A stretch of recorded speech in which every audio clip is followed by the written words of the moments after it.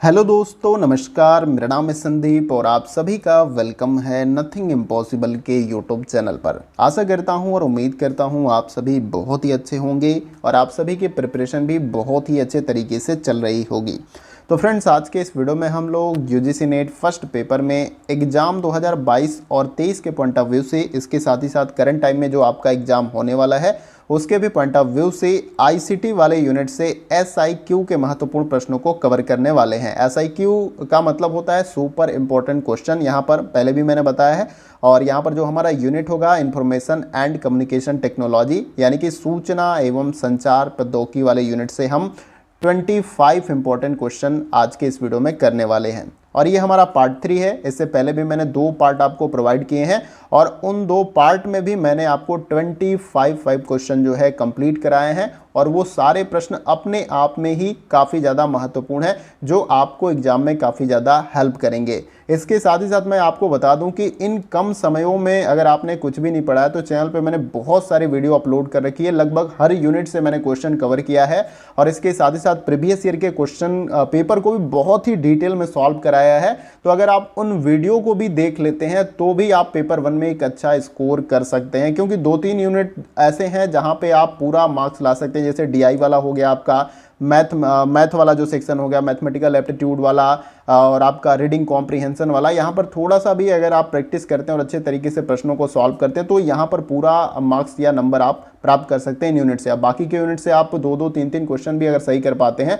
तो भी आप एक अच्छा स्कोर पेपर 1 में कर सकते हैं। तो कम समय में अगर आपने तैयारी नहीं की है, किसी भी कारणवश से आप जॉब करने वाले हैं या किसी भी काम की वजह से, तो इन कम समयों में आप पीछे के जितने भी मैंने वीडियो पहले, बहुत सारे कंटेंट आपको मिल जाएंगे जो आपके एग्जाम में आपको ज़्यादा से ज़्यादा हेल्प करेंगे। इसके साथ ही साथ आज के इस वीडियो में हम 25 क्वेश्चन को कवर करेंगे जैसा कि मैंने बताया। और यहाँ पर क्वेश्चन का जो लेवल होगा वो ईजी क्वेश्चन भी होंगे, मॉडरेट लेवल के भी होंगे और थोड़ा सा हाई लेवल के भी क्वेश्चन होंगे। तो तीनों टाइप के प्रश्न आपको यहाँ पर देखने को मिलेगा।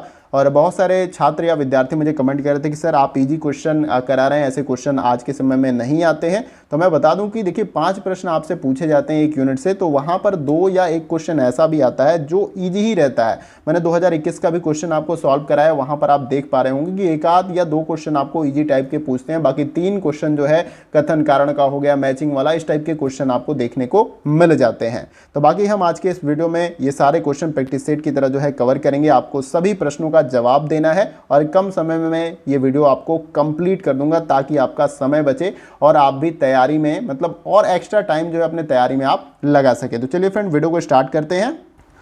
सबसे पहला क्वेश्चन आपके स्क्रीन पे यहाँ पर है, क्वेश्चन नंबर 1। देखिए इसमें पूछा जा रहा है कि कंप्यूटर की शब्दावली में निम्नांकित में से कौन एक डिवाइस ड्राइवर की उत्तम परिभाषा यहाँ पर देता है। तो इन चारों विकल्पों में से बेसिकली आपको यह बताने का प्रयास करना है कि ऐसी कौन सी शब्दावली है इन सभी विकल्पों में से जो डिवाइस ड्राइवर की उत्तम परिभाषा को प्रस्तुत करता है। बाकी देखिए यहाँ पर 4 विकल्प दिए गए हैं, चारों को आपको पढ़ लेना है वीडियो को पॉज करके और अपना राइट आंसर कमेंट बॉक्स में देना है। सभी विकल्पों को अगर मैं पढ़ूंगा तो वीडियो लंबा भी हो जाएगा। तो डिस्प्ले पे सारा कुछ आपको दिख रहा है, मैंने अच्छे तरीके से सब कुछ टाइप किया है क्वेश्चन को। और बस वीडियो को पॉज करिए, अच्छे से प्रश्नों को पढ़िए, उसके बाद से अपना राइट आंसर कमेंट बॉक्स में दीजिए। देखिए यहाँ पर इस क्वेश्चन का जो हमारा राइट आंसर हो जाएगा वो है आपका ऑप्शन नंबर सी। यहाँ पर राइट आंसर हो जाएगा वह सॉफ्टवेयर जिसके कारण अवआधारक उपकरणों और ऑपरेटिंग सिस्टम के बीच अंतःक्रिया होती है, वो जो है आपका डिवाइस ड्राइवर होता है। जैसे कोई भी, जैसे आपका मान लीजिए कि कोई उपकरण है कंप्यूटर से संबंधित और आप उसे सिस्टम में पहली बार कनेक्ट करना चाहते हैं और उसका ड्राइवर अगर नहीं उसमें इंस्टॉल है तो वो कनेक्ट नहीं हो पाएगा। तो ये जो है दोनों के बीच में जो है अंतःक्रिया का काम करता है डिवाइस ड्राइवर, ये आपको याद रखना है। तो यहाँ पर ऑप्शन सी हमारा क्या हो जाएगा, राइट आंसर। आइए अगला क्वेश्चन देखते हैं। अगला क्वेश्चन हमारा है क्वेश्चन नंबर 2। देखिए इसमें पूछा जा रहा है कि एक वर्ड प्रोसेसिंग सॉफ्टवेयर का प्रयोग करते हुए किसी प्रलेख के पृष्ठ जो है 2 के किसी चित्र को उसी प्रलेख के पृष्ठ 4 पर दोहराना होता है, तो इसे निम्नांकित में से किस माध्यम से किया जाएगा, ये आपको बताना है। देखिए ये आपका वर्ड प्रोसेसिंग सॉफ्टवेयर से संबंधित क्वेश्चन है। आपका इसका जो है आपको इसका राइट आंसर कमेंट बॉक्स में देने का प्रयास करना है। ऐसे क्वेश्चन आपसे एग्जाम में पूछे जाते हैं। देखिए यहाँ पर इस क्वेश्चन का जो हमारा राइट आंसर हो जाएगा वो है आपका ऑप्शन नंबर बी। यहाँ पर क्या हो जाएगा राइट आंसर, प्रतिलिपि को साटना, ये जो है आपका राइट हो जाएगा। एक वर्ड प्रोसेसिंग सॉफ्टवेयर का प्रयोग करते हुए किसी प्रलेख के पृष्ठ 2 के किसी चित्र को उसी प्रलेख के पृष्ठ 4 पर दोहराना हो, यानी कि उसी चीज को पेस्ट करना हो, कॉपी पेस्ट की तरह आपका ये काम करता है, तो वो माध्यम जो है आपका प्रतिलिपि और सटाना ये हो जाएगा। कॉपी पेस्ट इस तरीके से भी आप इसे कह सकते हैं। तो ऑप्शन बी हमारा यहाँ पर क्या हो जाएगा, राइट आंसर। आइए अगला क्वेश्चन देखते हैं। अगला क्वेश्चन हमारा है क्वेश्चन नंबर 3। देखिए इसमें पूछा जा रहा है कि एक वायरस हॉक्स वायरस के मिथ्या सूचना प्रदायी सचेतक ईमेल है। जब आपको निम्नानुसार एक वायरस हॉक्स प्राप्त होता है तो उचित कार्रवाई क्या होगी। मान लीजिए कोई सिस्टम में आपको वायरस जो है पता चलता है ईमेल से संबंधित, तो आप उचित कार्रवाई क्या कर सकते हैं, यहाँ पर यही बताना है। विषय देखिए क्या दिया गया, उस ईमेल जो आपके पास आता है उसमें क्या दिया गया, चेतावनी है एक तरीके से। आपके कंप्यूटर में एक नए वायरस का पता चलता है। मान लीजिए आपके सिस्टम में एक नया वायरस आ जाता है और आपने हार्ड डिस्क को तत्काल फॉर्मेट करें और सभी सॉफ्टवेयर को री इंस्टॉल करें। एक मेल आता है आपको और बताया जाता है कि आपके कंप्यूटर में एक नए वायरस का पता चलता है और जल्दी से जो है अपने हार्ड डिस्क को तत्काल फॉर्मेट करें और सभी सॉफ्टवेयर को री इंस्टॉल करें। अब इन चारों विकल्पों में से आप ऐसी स्थिति में क्या करेंगे। देखिए अब ये क्वेश्चन अच्छे लेवल का है, तो हर तरह का मैं क्वेश्चन आपको करा रहा हूँ। तो देखिए यहाँ पर इस क्वेश्चन का जो हमारा राइट आंसर हो जाएगा वो है आपका ऑप्शन नंबर ए, इस ईमेल की अनदेखी करना, ये आपका राइट हो जाएगा। क्योंकि देखिए ऐसे फर्जी और फेक ईमेल बहुत सारे आते हैं, जब तक आप खुद से पुष्टि न कर लें कि आपके सिस्टम में वायरस है या कुछ ऐसी चीज़ें हैं जो आपके सिस्टम को हार्म या नुकसान पहुंचा सकती, तो आप इमीडिएट जो है ऐसा काम ना करें। अपने हार्ड डिस्क को अगर आप फॉर्मेट मार देते हैं सारा, तो डेटा उसमें से चला जाएगा, आपकी कुछ इंपॉर्टेंट भी डेटा होगा। तो जब आपको लगे ऐसा, तब ऐसा काम करना है। ऐसा नहीं किसी ने मेल आपको कर दिया और बोला कि हॉक्स का वायरस है इस तरीके से, और आप इंस्टेंट जो है अपने सिस्टम को फॉर्मेट मारिए, हार्ड डिस्क को तुरंत फॉर्मेट मारिए और फिर से सारे सॉफ्टवेयर इंस्टॉल करिए। तो ऐसा नहीं करना है। तो यहाँ पर राइट आंसर आपका ऑप्शन नंबर ए हो जाएगा। आइए अगला क्वेश्चन देखते हैं। अगला क्वेश्चन हमारा है क्वेश्चन नंबर 4। देखिए इसमें पूछा जा रहा है बेसिकली ये मैचिंग वाला क्वेश्चन है। मैचिंग वाले क्वेश्चन भी मैंने यहाँ पर लिए। तो समूह पहले में दिया गया आईसीटी से संबंधित संक्षेप दिया गया है, जबकि समूह 2 में उनके अर्थ दिए गए हैं। तो बेसिकली आपको यहाँ पर देखना है कि सूची 2 यहाँ पर आपका टाइप है, ये टाइप मिस्टेक है, ये 1 होगा, सूची 1।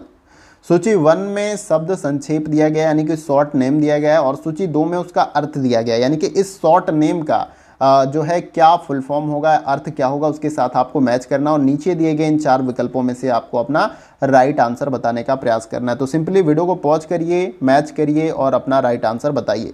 देखिए सबसे पहले यहाँ पर क्या दिया गया है, डीपीआई। डीपीआई किसके साथ मैच होगा, ये जो है आपका पहले के साथ यहाँ पर मैच हो जाएगा। एक लेजर प्रिंटर की रेजोल्यूशन की माप को ये करता है, डॉट पर इंच इस तरीके से इसका फुल फॉर्म होता है, ये आपको याद रखना है। फिर CRT यहाँ पर दिया गया है, ये किसके साथ मैच करेगा, ये आपका तीसरे के साथ यहाँ पर मैच करेगा। एक प्रकार का कंप्यूटर मॉनिटर जो है CRT होता है। और यहाँ पर C जो आपका दिया गया वो किसके साथ मैच करेगा, तो C जो है आपका चौथे के साथ यहाँ पर मैच करेगा। एक कंप्यूटर को दूसरे कंप्यूटर से जोड़ने में ये मदद करता है आपका NIC जो है आपका। फिर उसके बाद CD-ROM दिया गया है, इसके बारे में आपको पता ही है, रीड ओनली स्टोरेज का ये एक उदाहरण होता है आपका CD-ROM। तो सिंपली ऐसे आपको मैच कर लेना है और नीचे दिए गए 4 विकल्पों में से राइट आंसर बताना था। तो जैसे हमने मैच किया उसके अकॉर्डिंग जो हमारा राइट आंसर हो जाएगा वो है आपका ऑप्शन नंबर C। तो यहाँ पर इस क्वेश्चन का राइट आंसर है ऑप्शन नंबर C। आइए अगला क्वेश्चन देखते हैं। अगला क्वेश्चन हमारा है क्वेश्चन नंबर 5। देखिए इसमें पूछा जा रहा है कि आईसीटी पद के बारे में निम्नलिखित में से कौन सा कथन सही है। तो यानी कि जो आपका यूनिट है इंफॉर्मेशन एंड कम्युनिकेशन टेक्नोलॉजी, उसके संबंध में यहाँ पर 2 स्टेटमेंट्स लिखे गए हैं और इन दोनों स्टेटमेंट्स या कथन में से कौन सा एक सही है। दोनों भी सही हो सकता है और दोनों में से कोई भी नहीं सही हो सकता। तो ये आपको पढ़ने के बाद अपना राइट आंसर इन चारों विकल्पों में से बताने का प्रयास करना है। देखिए पी में दिया गया आईसीटी सूचना और प्रतिभाग आधारित प्रौद्योगिकी का शब्द संक्षेप है, यानी कि सूचना और प्रतिभागिता से संबंधित प्रौद्योगिकी जैसे कि कंप्यूटर और इंटरनेट। क्यू में दिया गया है कि आईसीटी तक प्रभावी पहुंच वाले लोगों और अत्यंत सीमित अथवा शून्य पहुंच वाले लोगों के बीच अंतर को डिजिटल डिवाइड कहा जाता है। अब बताना है आपको कि सही आंसर क्या है इन चारों विकल्पों में से। देखिए यहाँ पर इस क्वेश्चन का जो हमारा राइट आंसर हो जाएगा वो है आपका ऑप्शन नंबर बी। यहाँ पर क्यू यहाँ पर केवल आपका राइट आंसर इस क्वेश्चन का हो जाएगा। अब पी क्यों नहीं सही है इसको भी समझते हुए चलिए। आईसीटी सूचना और प्रतिभाग आधारित प्रौद्योगिकी का शब्द संक्षेप है, जैसे कि इसका फुल फॉर्म क्या बोला गया है, सूचना और प्रतिभाग आधारित प्रौद्योगिकी, जबकि आप सभी को पता है कि सूचना एवं संचार प्रौद्योगिकी जो है इसका फुल फॉर्म होता है आईसीटी का, और इंग्लिश में इंफॉर्मेशन एंड कम्युनिकेशन टेक्नोलॉजी बोला जाता है। तो यहाँ पर ये गलत भी है, और यानी सूचना और प्रतिभागिता से संबंधित प्रौद्योगिकी जैसे कि कंप्यूटर और इंटरनेट। देखिए इसमें बहुत सारी चीज़ें सम्मिलित होती हैं, तो यहाँ पर पी वाला विकल्प तो आपका सही नहीं है, लेकिन क्यू सही है। आईसीटी तथा प्रभावी पहुंच वाले लोगों और अत्यंत सीमित अथवा शून्य पहुंच वाले लोगों के बीच का जो अंतर होता है उसको डिजिटल डिवाइड कहा जाता है, ये आपको याद रखना है। तो ऑप्शन बी हमारा यहाँ पर राइट आंसर हो जाएगा। आइए अगला क्वेश्चन देखते हैं। अगला क्वेश्चन हमारा क्वेश्चन नंबर 6, इसमें पूछा जा रहा है कि कंप्यूटर को चलाने वाला कंप्यूटर सॉफ्टवेयर जिसे कार्यों की अनुसूची बनाना, भंडार प्रबंधन और अवधारकों के साथ संप्रेषण संचालन शामिल है, वो क्या कहलाता है, ये आपको इन चारों विकल्पों में से बताने का प्रयास करना है। तो यहाँ पर इस प्रश्न का जो हमारा राइट आंसर हो जाएगा वो है आपका ऑप्शन नंबर सी, यहाँ पर राइट आंसर हो जाएगा। वो होता है आपका ओएस यानी कि ऑपरेटिंग सिस्टम। कंप्यूटर को चलाने वाला कंप्यूटर सॉफ्टवेयर जिसमें कार्यों की अनुसूची बनाना, भंडारण प्रबंधन और अवरोधकों के साथ संप्रेषण संचालन शामिल है, वो आपका ऑपरेटिंग सिस्टम कहलाता है, जिससे आपका पूरा सिस्टम चलता है, ये आपको याद रखना है। बिना ऑपरेटिंग सिस्टम के कंप्यूटर एक तरीके से आपका डब्बे की तरह काम कर सकता है, क्योंकि प्रोग्राम जैसे कि आपके दिमाग में विचार और जो ज्ञान है वो आपके शरीर को या सब चीज़ आगे चीज़ों को चलाते हैं, उसी प्रकार से कंप्यूटर में भी जो डेटा होता है, जो प्रोग्राम करके ऑपरेटिंग सिस्टम डाला जाता है कि कैसे आपका सिस्टम काम करेगा, तो वो आपका ऑपरेट हो पाता है। तो बिना ऑपरेटिंग सिस्टम के आप सिस्टम को ऑपरेट नहीं कर पाएंगे। तो यहाँ पर ऑप्शन सी हमारा राइट आंसर हो जाएगा। आइए अगला क्वेश्चन देखते हैं।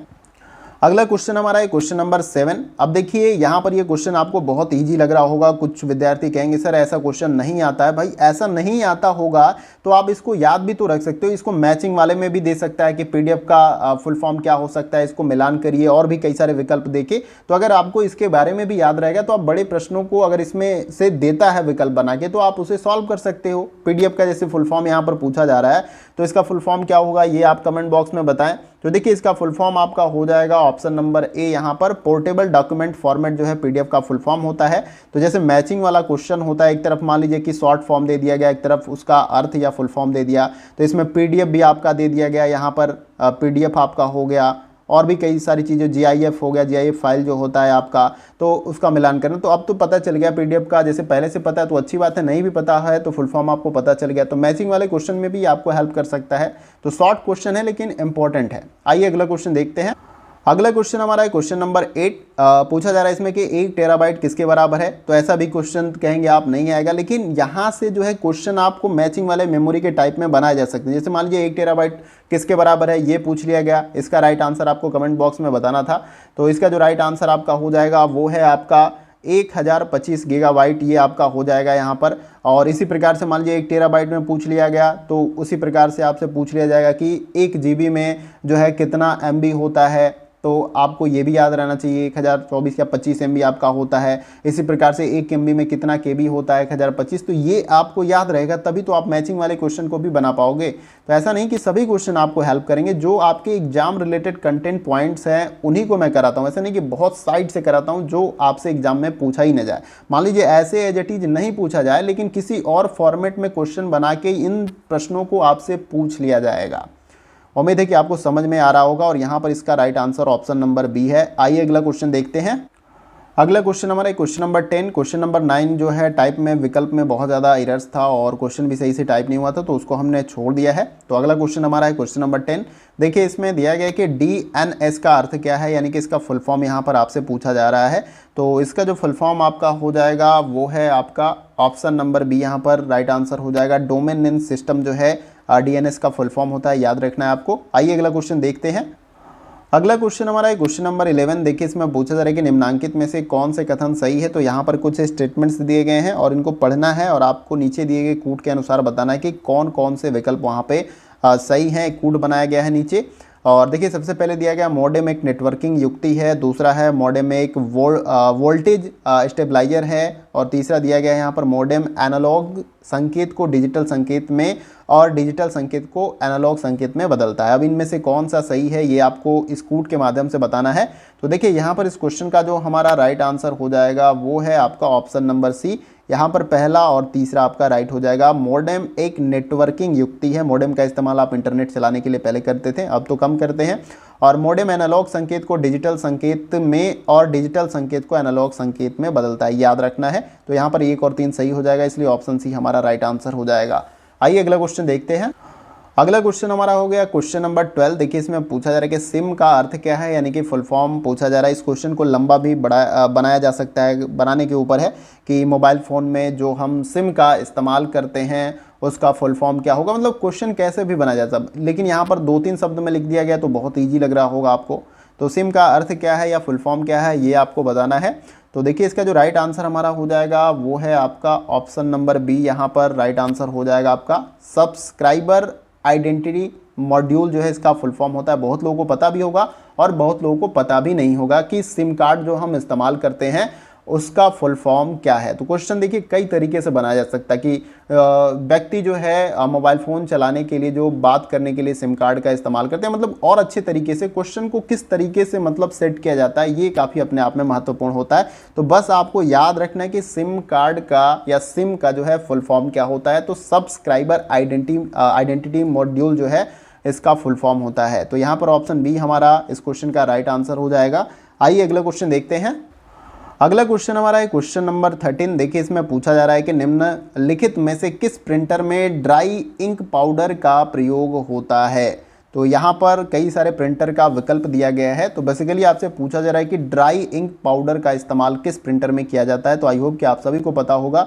तो ये है आपका ऑप्शन नंबर सी। लेजर जो प्रिंटर होता है उसमें ड्राई इंक पाउडर का इस्तेमाल किया जाता है, तभी वो जो ब्लैंक पेज प्रिंटर में डाला जाता है तो उस पर टेक्स्ट जो है छप के आते हैं, वो ड्राई इंक उस पर होता है, याद रखना है। तो ऑप्शन सी हमारा क्या हो जाएगा राइट आंसर। आइए अगला क्वेश्चन देखते हैं। अगला क्वेश्चन हमारा क्वेश्चन नंबर 14। इसमें पूछा जा रहा है कि एक नेटवर्क के किसी कंप्यूटर को किससे सुरक्षा प्रदान करने के लिए फायर वॉल्स का प्रयोग किया जाता है, ये आपको बताना है। तो फायर वॉल्स एक तरीके से सिक्योरिटी प्रोटेक्शन के लिए जो है, जब आप नेटवर्क का इस्तेमाल करते हैं ऑनलाइन के समय तो ये आपका ज़्यादा प्रोटेक्शन करता है। तो बेसिकली पूछा जा रहा है कि ये जो फायरवॉल्स का प्रयोग किया जाता है वो एक कंप्यूटर नेटवर्क या एक नेटवर्क के किस कंप्यूटर को सुरक्षा प्रदान करने के लिए किया जाता है। तो देखिए ये जो है आपका ऑप्शन नंबर सी हो जाएगा। जो आपराधिकृत हमला होता है ऑनलाइन उससे प्रोटेक्शन के लिए जो है इस फायरवॉल का जो है प्रयोग किया जाता है, ये याद रखना है आपको। तो उम्मीद करता हूँ आपको समझ में आया होगा। ऑप्शन सी हमारा राइट आंसर है। जैसे कि घरों की सुरक्षा के लिए आप वॉल ऊंची ऊंची बना लेते हैं और बहुत जालीदार जो है फेंसिंग लगा लेते हैं जिसमें कांटे लगे होते हैं, ताकि घर में आपराधिकृत जैसे लोग जैसे चोरी चकारी करने वाले एंटर नहीं कर पाए। लेकिन डिजिटल वर्ल्ड में भी ऐसा सेम चीज़ होता है, कोई डेटा हो गया चोरी या कुछ ऐसा काम, तो उसके लिए प्रोग्राम या ऐसे जो है एंटीवायरस या प्रोटेक्शन चीज़ें जो है बनाई जाती है, जैसे फायरवॉल्स यहाँ पर मैंने बताया। तो याद रखना, आई होप कि आपको क्लियर हो रहा होगा। आइए अगला क्वेश्चन देखते हैं। अगला क्वेश्चन हमारा है क्वेश्चन नंबर 15। देखिए इसमें पूछा है कि द्वितीयक भंडारण यानी कि सेकेंडरी स्टोरेज की तुलना में प्राथमिक भंडारण प्राइमरी स्टोरेज है, क्या है ये आपको इन चारों विकल्पों में से बताना है। तो देखिए ये आपको याद रखना है। इसका जो राइट आंसर हो जाएगा वो है आपका ऑप्शन नंबर बी हो जाएगा, तेज और ज़्यादा खर्चीला।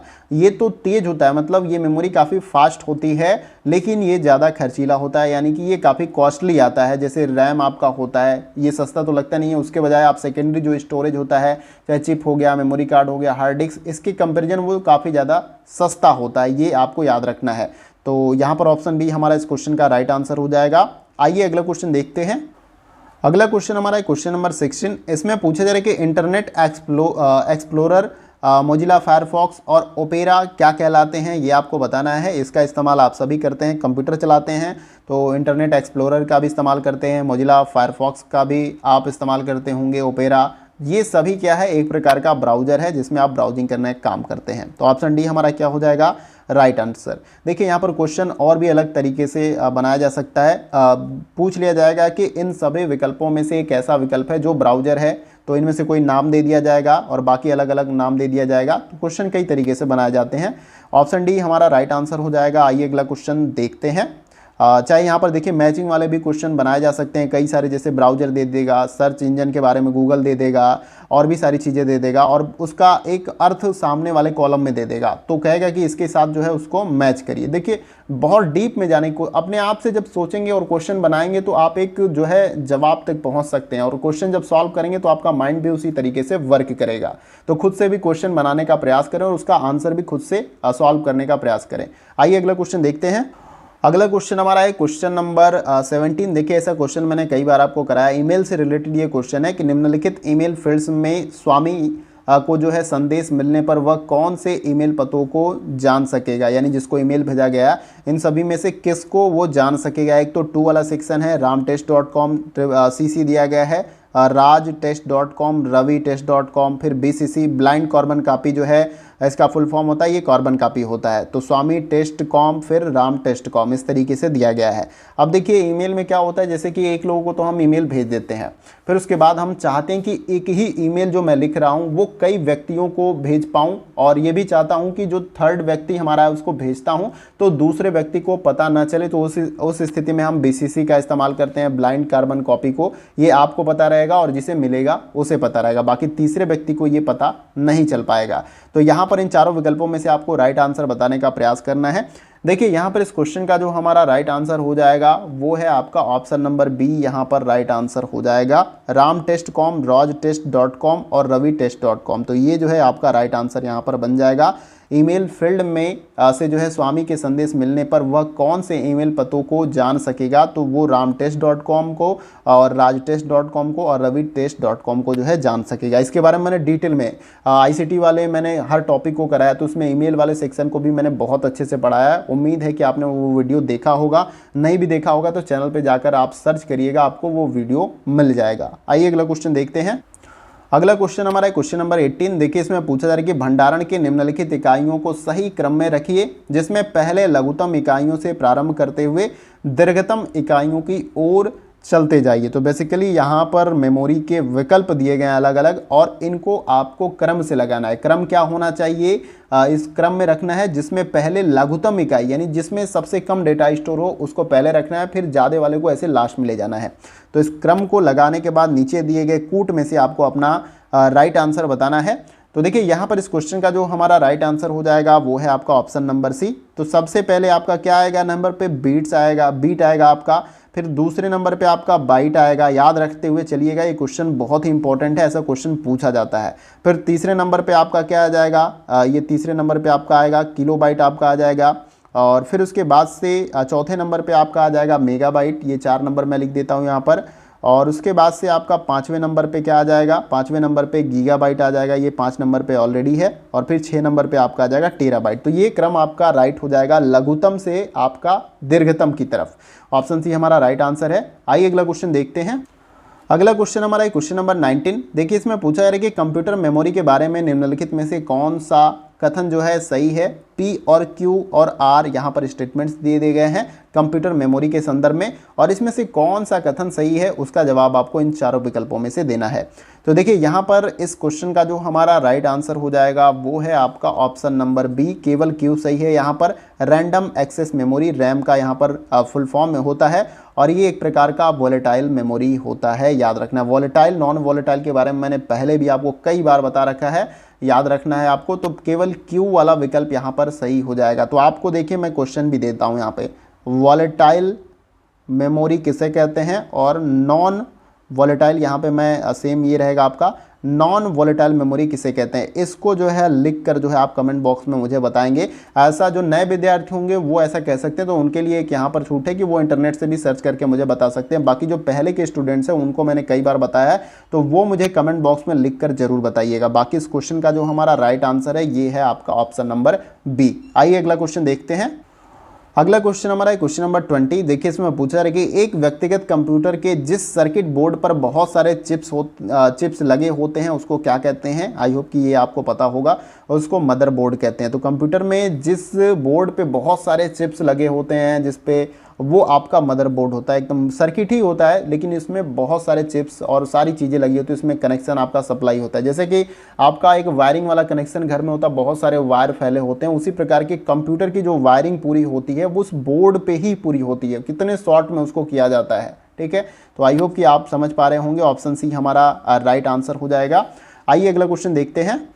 अगला क्वेश्चन हमारा क्वेश्चन नंबर 21। देखिए इसमें पूछा जा रहा है कि SQL का फुल फॉर्म क्या है, इन चारों में से आपको बताना है। तो इसका जो फुल फॉर्म आपका हो जाएगा वो है स्ट्रक्चर्ड क्वेरी लैंग्वेज, जो है SQL का फुल फॉर्म हो जाएगा, याद रखना है। आइए अगला क्वेश्चन देखते हैं।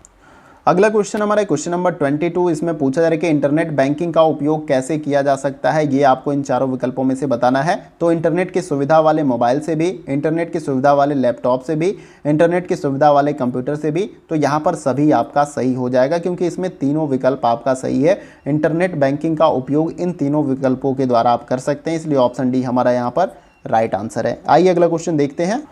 अगला क्वेश्चन हमारा है क्वेश्चन नंबर 23। देखिए इसमें पूछा जा रहा है कि निम्नलिखित में से कौन सा इनपुट डिवाइस नहीं है, ये इन चारों विकल्पों में से आपको बताने का प्रयास करना है। तो यहाँ पर जो इस क्वेश्चन का हमारा राइट आंसर हो जाएगा वो है आपका option number C, Mozilla Firefox जो है आपका इनपुट डिवाइस नहीं है। ये एक प्रकार का ब्राउजर है, अभी ऊपर मैंने क्वेश्चन में बताया था। बाकी माइक्रोफोन, कीबोर्ड, माउस, ये तीनों इनपुट डिवाइस है। आउटपुट डिवाइस किसे कहते हैं, कमेंट बॉक्स में लिखकर आप जरूर बताइएगा। आइए अगला क्वेश्चन देखते हैं। अगला क्वेश्चन हमारा है क्वेश्चन नंबर 24। देखिए यहाँ पर पूछा जा रहा है कि वेब पृष्ठ पते एड्रेस के लिए क्या नाम इस्तेमाल किया जाता है, ये आपको इन चारों विकल्पों में से बताने का प्रयास करना है। तो देखिए इस क्वेश्चन का जो हमारा राइट आंसर होगा वो है आपका URL। ये जो है आपका काम किस में करता है, वेब पृष्ठ के पते को जो है लिए जो है इसका इस्तेमाल किया जाता है। इसी के माध्यम से किसी भी वेबसाइट के वेब पेज का पता लग पाता है URL के द्वारा। इसका जो फुल फॉर्म होता है यूनिफॉर्म रिसोर्स लोकेटर, जो है इसका फुल फॉर्म होता है। ये आपको याद रखना है URL का। अगर फुल फॉर्म भी पूछे तो इसका राइट आंसर आप कमेंट बॉक्स में मतलब एग्जाम में अगर पूछे तो आप राइट आंसर बता सकते हैं।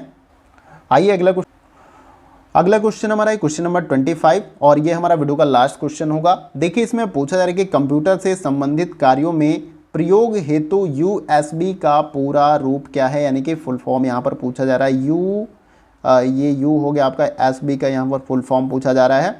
तो इसका जो हमारा राइट आंसर हो जाएगा वो है आपका ऑप्शन नंबर बी, यहाँ पर यूनिवर्सल सीरियल बस जो है इसका फुल फॉर्म होता है। तो यहाँ पर हमने 25 क्वेश्चन को कंप्लीट किया। एक क्वेश्चन यहाँ पर टाइपिंग में मिस्टेक था जो मैंने नहीं करा पाया, तो यहाँ पर 24 क्वेश्चन आपका पूरा मैंने कंप्लीट कराया, और हर तरह का प्रश्न मैंने इसमें लेने का प्रयास किया। इजी भी क्वेश्चन आपको मिले, लेकिन मैंने बताया कि कैसे वहाँ से क्वेश्चन घुमा के, मान लीजिए 4-5 जो मैचिंग वाले क्वेश्चन बना के पूछ लिए जाएँ जो फुल फॉर्म से हैं, तो हर एक पॉइंट जो है आपको एग्जाम में हेल्प करने वाला है। ऐसा नहीं कि ये आपको हेल्प नहीं करेगा। अगर मान लीजिए कि डायरेक्टली जो प्रैक्टिस सेट क्वेश्चन कराए जाते हैं वहाँ से डायरेक्ट क्वेश्चन एकदम जैसे क्वेश्चन यहाँ पर मैं करा रहा हूँ वैसा ही क्वेश्चन आपसे एग्जाम में पूछ लिया जाए, ऐसा होगा तो बच्चे जो है पूरे सिलेबस को पढ़ेंगे भी नहीं, और डायरेक्ट ऐसे ही प्रैक्टिस सेट के क्वेश्चन से ही अगर वो उम्मीद करके कि नहीं सारा पेपर मेरा सॉल्व हो जाए, होगा सॉल्व। मैक्सिमम क्वेश्चन कराने के बाद वहाँ से क्वेश्चन भी बनते हैं, लेकिन शब्दों का हेरफेर होता है, क्योंकि जो पेपर सेट करता है उसके शब्द किसी और तरीके से वो सोच रहा है, लेकिन